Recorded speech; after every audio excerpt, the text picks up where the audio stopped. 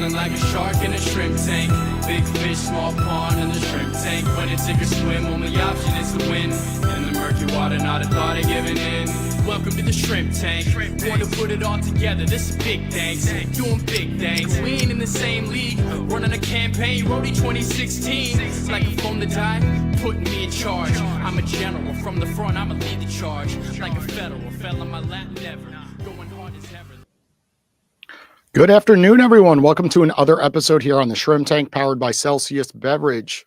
We are back with season 2 with a full class of FAU students sitting in, and they're going to ask questions live during today's episode. We are the first podcast that I'm aware of that actually built it into the curriculum at the Florida Atlantic University, who we partner with, and the students get to ask our guests questions live during a show. A lot of kudos to my co-host, Dr. Kevin Cox, who somehow convinced the university to allow this to take place. So, Kevin, welcome back to season 2.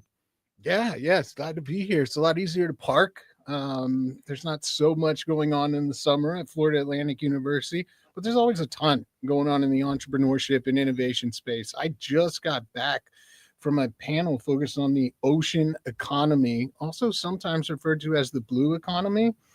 And we're hoping that Fort Lauderdale will really become a central hub in those economic opportunities. And right here, the only state of Florida office of ocean economy is going to be housed at Florida Atlantic University. So we hope to pursue a lot of fundamental, groundbreaking research that then can be commercialized to solve some of our problems, right? Like seawalls, rising tides, salinity in the water. There's a ton of opportunities. Usually when there's a problem, that represents an opportunity for a savvy entrepreneur. So I am big on the ocean economy. Awesome. Well, let's jump right into our episode today. We have Joe Tardi. He is the CEO of Stucco Kings, and we're excited. His significant other was on the Shrimp Tank season 1 when we had a class full of students, and we want to learn more about your backstory, Joe. So kick things off. Tell us all about what Stucco Kings is about. Absolutely. Yeah. First off, thanks for having me on, guys. Super excited to be here and tell you a little bit more about Stucco Kings and how we came to be the great company that we are today. Yeah. A little back history. I do not come out of the construction world. I actually went to school up in New York in a small community college, actually called Marist College. So I'm a certified teacher, but never ended up teaching. I ended up going back to a family business that was an event production company. So my background is actually in events and production, running various teams and crews. From there, I actually was able to get my feet wet and get into the entrepreneurial spirit, where I was able to establish a company called Photomation. This was the world's first actual social integrated photo booth. It was so great that we launched it in Cannes, France with a company called Navtech. And we wrote the code for this photo booth that was posting to Facebook. This was, So it was a long time ago. Early 2000. Yeah, I was going to say. So I kind of grew that company and then learned quickly that, being an entrepreneur is something that, that fascinated me. I wanted to be in that space. I wanted to create things and actually see them grow. So fast forward, as you said, Christina was on the show not too long ago. I had an opportunity. I met my wife and had an opportunity to relocate into Florida. So I was able to invest in one of her businesses, which she's in the spa and wellness business. From there, I was like, okay, what's the next thing? Because, as an entrepreneur, you're always kind of looking for the next best thing, trying to, reinnovate. Solve a problem. Yes. Absolutely. So, we started doing a little bit of real estate and got into doing some home remodeling, some renovations. And now remember, I'm from the Northeast. So in the Northeast. That's okay. Everybody down here is. Big siding was brick and, siding, aluminum siding. Down here, everything was stucco. And what we quickly found was that when we were doing renovations, to find a stucco contractor or someone that specialized in that trade was very, very challenging. Just couldn't find them. And what year was this? This was probably 2017, 2018. So not that long ago. Yeah, not too long ago at all. So we were searching on Google. We couldn't find anyone. So I was like, wow, that's crazy. Everything is stucco here. and you can't find anyone on Google. So, fast forward, we were able to kind of jump in on that opportunity where we were like, okay, well, maybe there's something here. And I was able to go and kind of learn the trade from the ground up, and learn what stucco was about, and achieve getting the license, because you need to be licensed to do it here. And the license is at the county level. So every county you operate in, you need to hold a license, which is a specialty license. So I got the hands-on experience. I learned the trade. I had not a background in it, but I was, running with crews, and I had management experience. So I kind of grew it from the ground up and learned what stucco was. And we came up with this great name, Stucco Kings. I have a background, also in a little bit of marketing and doing some coding with WordPress. So I quickly set up I made the logo, set up a website once it was licensed, and Stucco Kings, put it up right out there. I mean, I think I coded it. I was like nonstop for 2 days, coded it, put it up there. Within a week, my phone just starts ringing crazy. Oh, that's awesome. So I'm like, whoa. Why did it just start ringing? Right. Obviously, you already could tell that there wasn't much on Google, but a lot of times it takes time for Google to register your name and for people to actually find you in search. Right? It was so open that I was visible instantaneously. I mean, it's amazing. Now this is, remember, this is early 2017, 18. There was just no one out in the space. So my phone starts ringing. I'm like, wow. And we just kind of grew it like grassroots from there. And as we grew, our reputation, got stronger and stronger. And now we've, fast forward, 7 years, we're the kind of company that you look and we're visible on Google, on Instagram. We grew a great name for us. And it came out of kind of like filling a void in a market that wasn't there. There's a lot of students sitting in. Can you just explain stucco in more detail? Right. Because I have a feeling, if you're not a home owner yet, right, you're renting, you don't understand really this business in detail. So explain kind of the process, why someone calls you and what happens from there. How do you go in and help that homeowner? Even if you are a homeowner, you may not know that much about stucco. Yeah, I mean, that's absolutely correct. Half of what we're doing is not even sales. When we're going out and meeting people, we're educating in the space. Yeah. So, stucco is like the cementitious coating that goes on the exterior of the building. So when you guys look around, when you walk outside today, look at all the buildings. A lot of people just think that's concrete. It's not. It's stucco. And stucco is the coating that provides an insulation value and provides protection for the building envelope. So whether the building envelope is, block, CMU, or if it's wood framed, stucco plays a vital role in maintaining the integrity of that structure. So it's really actually important. It's considered cosmetic by trade, but it does lead to structural issues if you leave your stucco cracked and not maintain it. So there's a significant market that's out there just servicing homeowners or business owners with fixing their stucco. There's maintenance that's required, and if you don't do it, then you run into bigger issues where a little repair that's a few $1,000s turns into tens of thousands of dollars. Yeah. So what have you learned along this journey going back, when you put up that website, leads started coming in, and now you're, 8 years deep into this process, and you might look back and say, well, that's why these other companies didn't do it, right? Was there that moment, or no, like it all actually was a wide open problem no one was solving, or now you kind of see why? Huge problem in the market, not just with stucco contractors, but just contractors in general in the home service space. There's a big void there, where people just are not delivering. The bar is very low. And, not coming from that space, I was able to kind of bring an elevated level to it, because you remember I come from the event business. So I was doing monster events for corporate America on Wall Street, dealing with a certain clientele. And the way that you speak, you act, you have to do certain things to be able to retain that clientele. So we brought that and married it to the stucco trade. And that's, I think why we're so successful now, and so successful that we've actually taken our systems that we grew and learned from the bottom up and turned it into the nation's first franchise, which we're really happy and excited to announce that we just did that. That's brand new. There's nothing like that. It's an exciting time because we're filling, once again, a void that's not just regional to Florida. it's everywhere. It's in these markets where stucco exists, and it's a problem that you can't find people to deliver and to service you after they deliver. Because we always say there's two types of stucco that cracks and stucco that doesn't. We like the kind that doesn't, but it cracks, and you need to be able to work with a reputable provider that is able to come back, do touch-ups, and be able to communicate. So that's what Stucco Kings is. Yeah, I think there's a ton of opportunity to bring some additional professionalism in the trades, particularly in South Florida, right? Like you mentioned, it's surprising that he would get students in here and the rest of our audience who may or may not be familiar. I work with a ton of founders, and you create, like, I spend all this time making the perfect website, logo, and branding. You have great branding, by the way. They turn it on, and then nothing happens at all.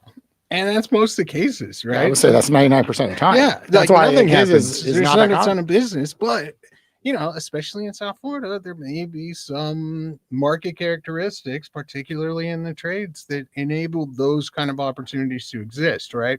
Like, I gotta imagine there are some people out there who, you mentioned you need the regulatory framework where you need those licenses, right? I imagine you could probably find some people in some places who don't have those licenses for just about everything in South Florida, right? 100%. So they're not probably going to be marketing publicly on the internet, right? So if there's a whole bunch of people who do it, but like they don't really want to say they do it in case, the government looks at the internet, that can kind of create a void. And we have a ton of that down here, unlicensed, also independent contractors that are framed as employees. Another thing that regulatorily you're not allowed to do, but if people do it all over the trades. So I imagine you're all buttoned up and zipped up, and you would really have to become a franchisor, because I'm familiar with that process, and it is lengthy and very, very strict. A long time ago, almost anybody could create a franchise and become a franchisor for any terrible business model. And a lot of people got taken advantage of, but the government stepped in and said, okay, no. Like, if you want to have this type of business model where you're literally selling a business to other people, the business has to work. It has to be systematized. It has to be validated. It has to be audited. Because a lot of people were just selling scam businesses, right? They were like, yeah, buy this business, you'll make a bunch of money. But then you wouldn't make any money. They would just make money.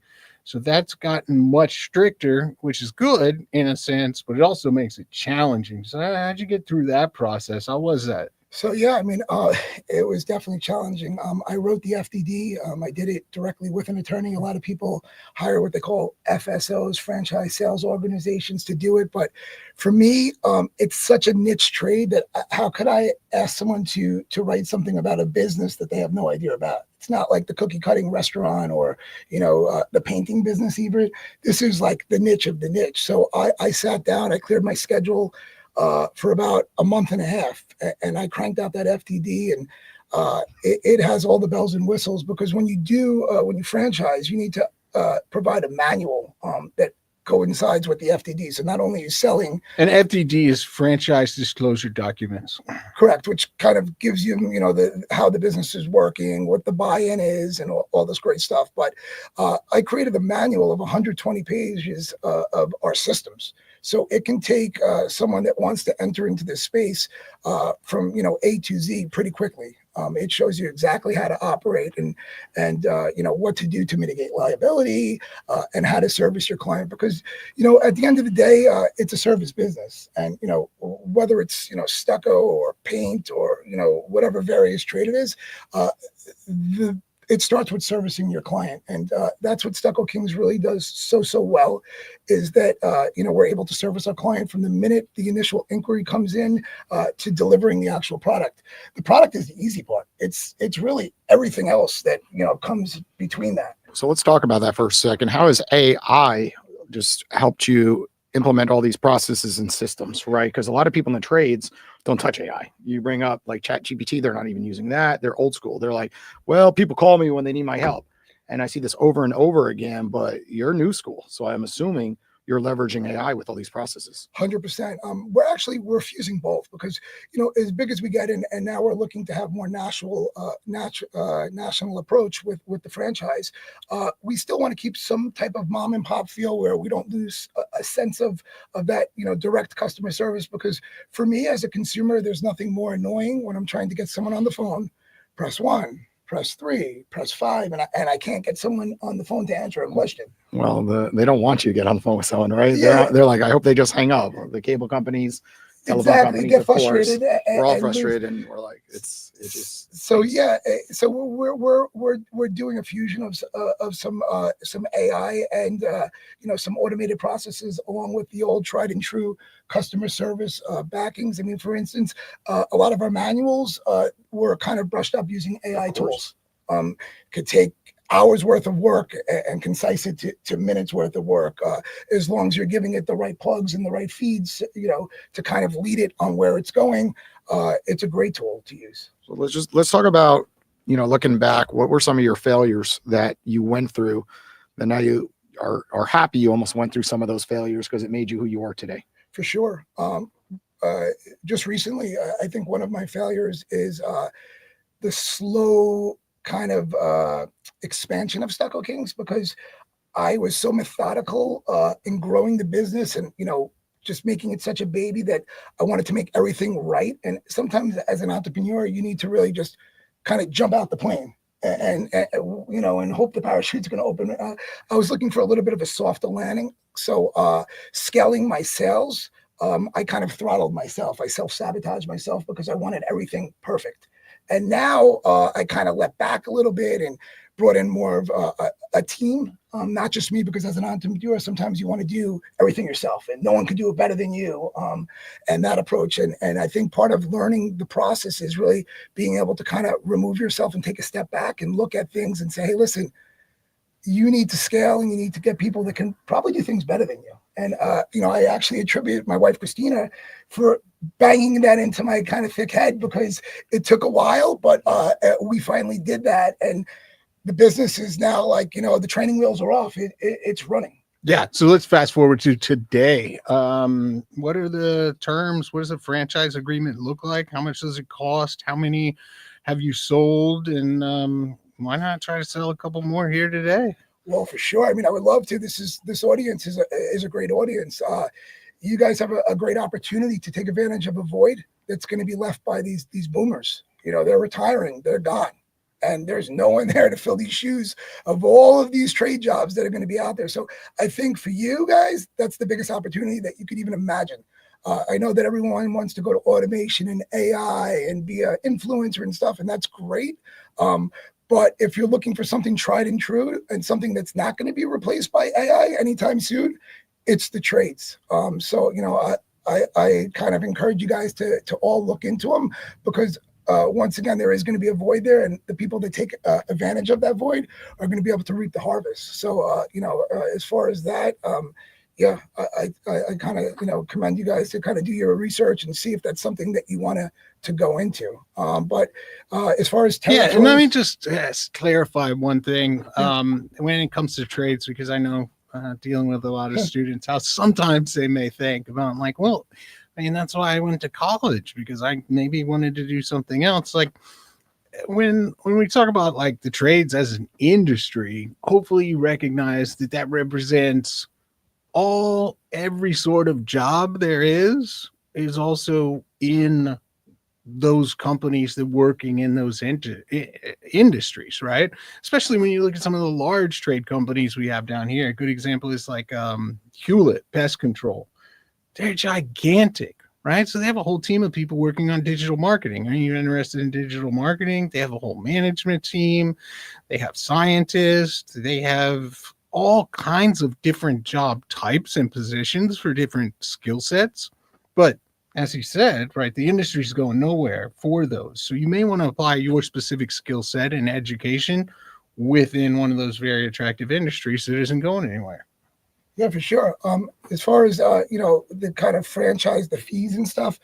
So we're selling territories, and, what we found the most successful kind of area to carve out that's going to be for our franchisees is about 1 million people, a radius of 1 million people. So when you're selling a territory as a franchisor to the franchisee, you're selling zip codes, you're selling population. So you're carving out an area within a county or maybe even the county for you to operate in. And it's an exclusive agreement between the franchisor and the franchisee where you're going to operate. This is your territory as a Stucco Kings owner for that space. So you're it. Any incoming is you. And, it's going to be a great platform to bring in like-minded individuals to help us really expand not only regionally, but nationally. And do you need a storefront or no? It's service space where you could do this out of your house, for example, and then it's more vans as an example? For sure. One of the beauties about this business is you can scale at your own pace, no brick and mortar necessary, which is huge because as we know, the way rents are going now, it's crazy. It really kind of can choke you out early in the game when you're starting out and cash flow is an issue. So no brick and mortar, you run this whole business from your cell phone and you can run it from the privacy of your home. The only investment that will be substantial will be your truck that you run out of, and that is kind of set up all of your equipment in it with your materials. And then as you scale, you can plug in additional storage space as you grow. Which is a very important part because often people open up restaurants, gyms, and these build outs are so expensive and people are signing their lives away, right? I have a lot of friends who have signed these contracts to landlords and they're on the hook for 5 years, 10 years sometimes, and you can't get out of these leases. Like everyone thinks like, oh, well, if it doesn't work out, like you could just walk away, and not so easy, right, Kevin? Yeah, absolutely. Like it's crazy. So when you're getting started, especially if it's like your first franchise, right, it's a great opportunity because the costs are a lot lower, and should it not be the right fit, it's a lot easier to exit, and there's typically value from the customer base, right? You could sell it to another Stucco Kings owner where it's like you open, a restaurant. Like how many times have we seen someone pour in like millions of dollars to a restaurant and 1 week later it's gutted, right? And somebody else taking over that space. So very, very, very important. What we're going to do is we're going to jump to some student questions. So any students who would like to ask Joe a question, just come on down right here, line up, and fire a question away.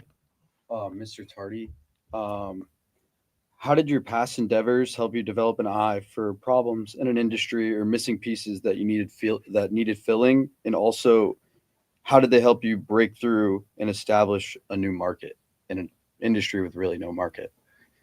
Great question, by the way. Thank you for that. Past endeavors, I think that would have to definitely go back to the event industry. When you do an event, it's Murphy's Law. Anything that can go wrong will go wrong. I was joking with you before this. I mean, I said, you're very calm that we're streaming and there's a million wires and internet connections and all that. That's the world I came out of. There's always a problem. So I think kind of going into situations and knowing that there could be a problem helps you alleviate the problem before it happens. I've taken what I've learned in the event side and I've now applied that to Stucco Kings. When we're going to a consumer's house, we already know that watch the sprinklers, watch the windows. If your crew has a car and they're meeting on site and it's leaking oil, don't park it in the driveway. So we have a whole slew of lists to mitigate liability. And I think that when you go into things with your eyes open, it helps you really, be elevated and operate at a level where you're not going to make mistakes, because mistakes in business cost you money. And when you spend money on mistakes, you're not going to be a very successful business. So I think that, moving forward, you just need to kind of look at everything that's surrounding whatever business you're doing and the kind of the negative things that could happen. This way they don't happen because you're already planning for that. Thank you. And I'm just going to add to that real quick is when you make mistakes, be honest with your customers. So often entrepreneurs fail because they make mistakes and then they lie to their customers and they kick things down the road, and then the consumer finds out and then they never want to work with that brand again and they leave a negative review. Sure. But if you just communicate, that's 90% of the battle, and just be honest.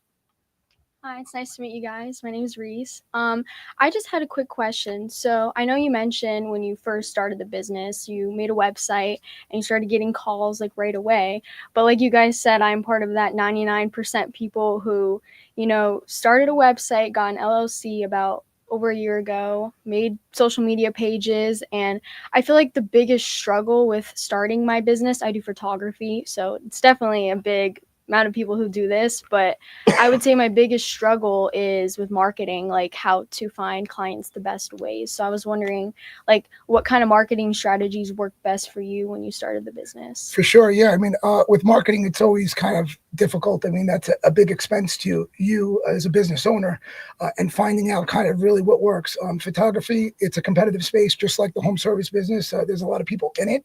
I think you need to kind of come up with some creative ways outside of the traditional platforms like Meta and PPC, which is Google pay-per-click ads. I think, starting off, what kind of photography is it that you do? I do celebration photography, so that'd be Events? engagements, wedding events, but I also work for businesses as well, like if they need photography. But I've also joined like Facebook groups with moms from Boca, and I like put my information Perfect. on there. But that only gets me a few clients here and there. I want more something that would bring me consistent clients. More of a pipeline. Yeah. Yeah. Are you doing any like networking events? Are you going to like a BNI? Are you going to? I've only done a few. Do you think that would be best for me to start doing more of? For sure. In this game, consistency is the recipe for success. You have to do things, even if you don't like doing it, you have to just do it over and over and over. It's kind of like going to the gym. You don't like to go and you want results and you're not getting results. So, you just have to force yourself to do some of the boring things, the tedious things. And that's the hard part. Sometimes of being, a business owner, you're forced to do things that are out of your comfort zone, things that you're not familiar with, but those sometimes reap the biggest rewards. So I would recommend definitely doing some of the grassroots networking, going to events, going to trade shows that they're specific for the industry, bridal affairs, all of that stuff that you're looking to get in. Because remember, it's a big recommendation. And in your business and in my business, it's tough because you're only as good as your last event. So if you do someone's engagement shoot and the pictures come out bad, guess what? You're known as a bad photographer, and it takes a lot to erase that mark. So you have to make sure that you're kind of operating and know what you're doing, but also using that client as leverage to get you more clients and moving forward. Yeah, I always do that. I try to make sure, like, hey, like, mention me to your friends, but it doesn't happen as often. But I'll try to go to more networking events. I'm sorry. Go ahead. What's the domain name? My name, Marist Photography. How do you spell it? RS Photography. Okay, rsphotography.com. Yeah, it's my website is rsphotographers.com, but you can rsphotographers.com. All right. Well, when you're out networking or on a live streaming podcast, always try to get that in there for your marketing. My Instagram is rsphotography_23. Check me out. Yes, there you go. That's definitely how to do it. And then, I would say check out your university and see if there's like some kind of, I don't know, institute or like center that helps with. Oh, but you go here, right? Yes. Yeah. So just go to the Adams Center for Entrepreneurship. Program either, where you can get some money through that. So I'm definitely going to check that out. Yeah, we'll get you some business. Stick around. Yeah. Okay. Thank you. I'm gonna have to add to this one because I'm known, in my field as a heavy marketer, and I was in your position when I started my financial service practice. And the number one thing that people forget is leading with value. So if you keep posting your tag and doing that, like, other people don't care. They just don't. They're not going to reshare it. Like, you're a nice person, but go out of your way to do things for free, right? Yes, like, you have a guest right here and he's trying to expand his business. And literally after this show, reach out to him and be like, could I stop by? Like, don't say, hey, can we collaborate? Like, could I stop by? I just want to take some photos, and then just post them.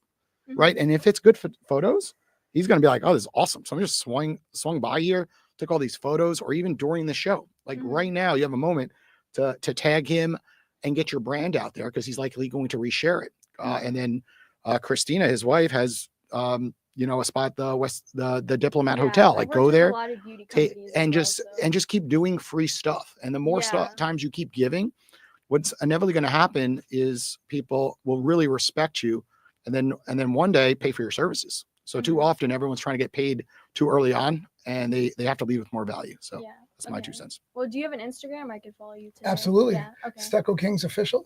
Okay. And now I think it's Stucco Kings Official _ because we're in the process of just going Stucco Kings Official. But okay. Yeah. I'll Stucco check Kings it out. _ All right. Thank you. You got it.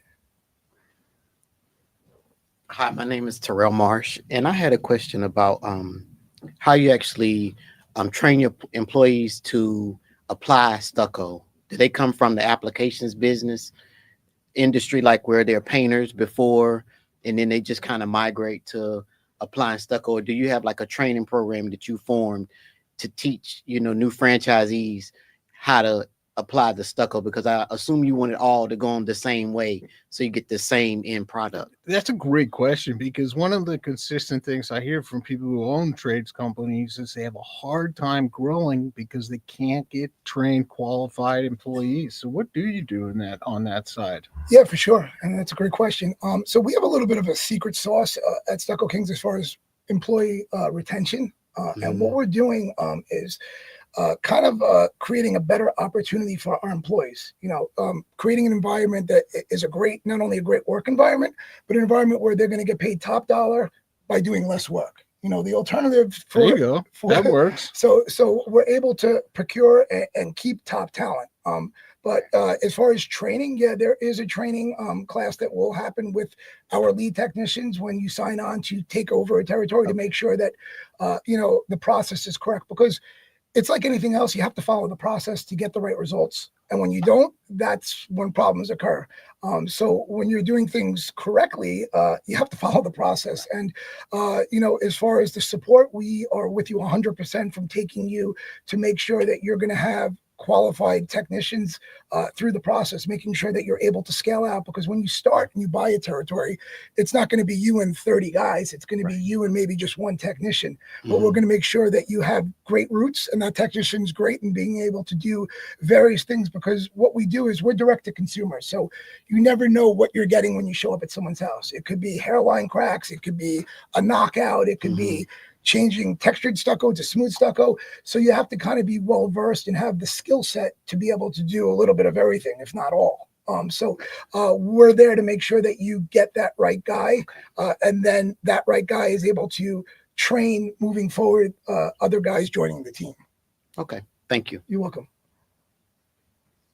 Hello, thank you for coming. So my original question was going to be, how do you balance family life and growing your business to a massive scale?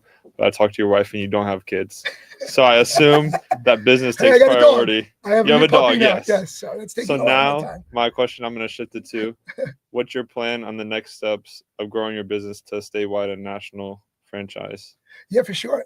First off, I think it's enjoying the process, because, myself and my wife, we're kind of like serial entrepreneurs that we do a lot of things and we invest a lot of time in our business. And although we don't have kids, I think our employees are pretty much like our big kids. Sometimes they could be, even more challenging, but we really enjoy that. We have a large network of the people that we employ, and it's amazing. As far as moving forward, since we don't have kids, our focus is really now driven on this franchise to grow it.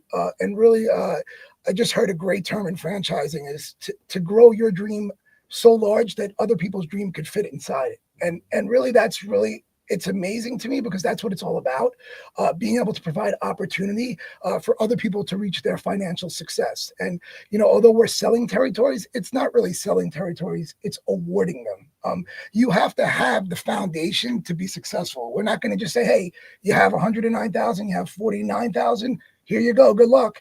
No, it has to be synergistic, and we have to make sure that you're going to be successful and have those core values that will make you successful. Hardworking, you have that grit, you're hungry, you have a fire in your belly, because being an entrepreneur is not mailbox money. It takes work, and you're not going to necessarily be guaranteed a paycheck.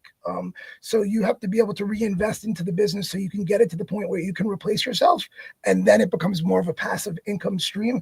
But you have to be able to put in the work. And once we find those people, we're happy to share the brand with them and support them 100%. Thank you. Cool, thanks. Hi, my name's Daniel. It's nice to meet you guys. My question is, like being on Instagram and stuff and social media, you look at construction businesses and their pages. Sometimes it can be a little bit boring because they're just showing their work. So how do you remain effective with your marketing strategies? That's it's amazing that you hit upon that, because that's one of the things that make us so successful as Stucco Kings, is that we took a trade that's known as kind of like a dirty, gritty, kind of not cool trade, and made it really cool. If you guys, and I encourage you all to follow us so I can get another 40 followers, but if you look at even if you just look at the page, you'll see there's a certain swag to Stucco Kings, the music, the cuts, what we're showing, the content. And that's a big thing because that represents the brand. So you're right. You recognize, you hit the nail on the head. The construction industry is just guys posting, look at this wall, or, just dry content. You have to have an artistic value to the way you're presenting content. And this way you can kind of appeal to a greater audience. And Instagram has become a great sales tool for us. Cost us zero. And people are reaching out not only from, Miami-Dade, Broward, Palm Beach County, on the counties that we serve corporate-wise, but nationally, we have people looking at us, from California, from Arizona, asking us questions, opening a dialogue. So it's really brought us great exposure to the brand and being able to provide a really cool Instagram. Awesome. Thank you. Yeah, and it's interesting. You can actually capitalize on that now as you move into the franchising expansion, right? Because that's one of the things that I talk with local business owners about. It's like, well, let's not get too, preoccupied with like an Instagram, because where's your audience, right? Like if you are constrained to a very specific geographic area, you really have to geofence that and focus in on it. It doesn't matter if you have 1 million followers in California if you run a beauty salon in Boca. Like they're not going to come here. They're just not. No matter how cool the hairstyles look, it's not, right? How's your Google reviews? How's your local? What comes up when I say find a hair salon near me? So, but now that you can go national, you can truly capitalize on that broader audience because you can be in those other regions. So focusing more time certainly makes sense. And that's a great strategy to leverage. Cool. Hi, my name is Andrew Vladimir. Nice to meet you. On the idea of franchising, my question is, one of the biggest problems is that when you're franchising, it's hard to maintain a strong brand image. So what is your process for that? Like when it comes to screening who's going to be your franchisee and then making sure that they're maintaining the brand image of Stucco Kings? For sure. In the franchise disclosure document, it's pretty specific. Like if you're not doing what we are asking to maintain the integrity of the brand, you're getting terminated because that's a big thing. The value of the brand, the mark, because Stucco Kings is trademarked, that's priceless. And once you pierce that and you kind of not do things correctly, then you have a problem. So we're very aware of that, and we're making sure that we're interviewing potential operators to make sure that they're on the same page on how they have to move, how they have to operate to kind of be at that level while maintaining the integrity of the marketing assets. So like our Instagram page is our Instagram page. You're not going to have another Stucco Kings, Fort Pierce or Stucco Kings. It's through our page. So we're able to kind of control the quality of what's going out there and making sure that it's on par to meet the brand guidelines. Okay. Thank you. You're welcome. And hire a good lawyer. Yeah. We've had a lot of people on the show, and that's why me and Kevin are anxious to talk right now, that, cheaped out on a law firm and it has backfired. They can't get rid of their franchises that are violating their terms of service, and they have those pages that you're speaking about. They can't take them down, and they are in legal battles, and sometimes have to pay out that franchise, just tons of money to just get them removed. Yeah, and from an educational perspective, that was a great question because it brings up kind of the biggest risk, right? You may be aware, if you thought about it, you could figure it out, that franchising is the fastest way to expand a business like this, right? You may have seen that documentary about the McDonald's founder, but the largest risk is brand consistency and kind of maintaining that brand quality across the country, across the region, across the globe, right? You can go to McDonald's and KFC in Hong Kong and mainland China. But, how do you maintain the brand while also growing the brand? So it sounds like you've done a great job of that. Let's take one more question. Hi, thank you for coming. You mentioned earlier that you had to get I'm forgetting the word, License? License, yes, a license to operate. Is that something that is particular to just the whole renovating business, or is it just you need a specific license for You something need like general contractors as well as a special, or do you is it really just stucco? Tell us about that regulatory environment. Yeah, so that's a big thing, being licensed and being properly insured. That's part of our education to homeowners, because if you're not either, or if you're just one and not the other, it's problematic. So yeah, having a license is required in Florida at the county level. Just specific to doing stucco. To do stucco, it's at the Okay. county. So if you operate in 3 counties, you need 3 separate licenses that are mandated by the county. If you're a general contractor, it's a state license, so you can do stucco anywhere in the state.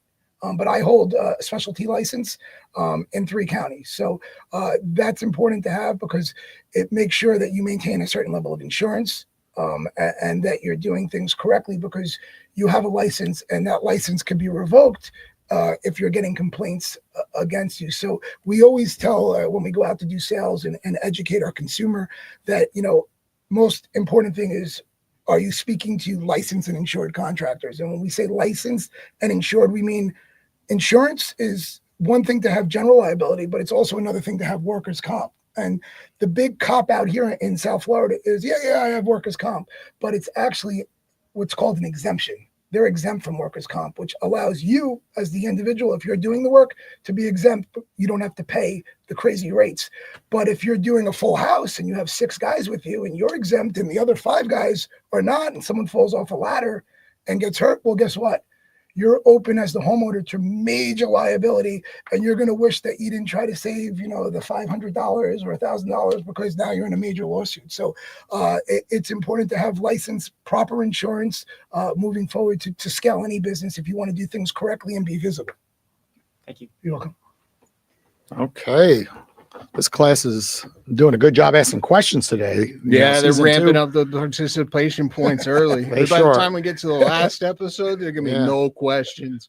Okay. All right, so I got a question for you, and I'm hoping you might know the answer. It's not really stucco, but it's related. So I've worked with several companies. We have an accelerator company as well, great company called Printera, that does this 3D printed concrete structures. There's another one that's gotten a lot of publicity in the news because they have Mark Cuban as a investor, and they make 3D printed seawalls. It's called Kind Designs. What are your thoughts on 3D printed concrete? And does that stuff still need stucco? And just what do you know, if anything, about it? I don't know really too much about the 3D printing of concrete. It sounds actually quite fascinating. Yeah. As far as it needing stucco, so you can use a stucco and then seal it, but it definitely needs to be sealed because it is porous at the very least. But usually, like seawalls, you could do more of the actual stucco on it for like a cosmetic look if you're not happy with the finished concrete. Yeah. Yeah. Well, some people have even speculated about printing houses as a potential solution to the housing shortage because of the speed at which some of these newer devices can print concrete in any kind of size, shape, or texture that people would want. It's kind of an interesting evolving thing. Very cool. Okay. My final one, Joe, is your favorite quote. What is it? A lot of entrepreneurs that we meet, of course, have one that comes to mind. Wow, that's a good question. Favorite quote. I think don't ask anyone to do something that you're not willing to do yourself.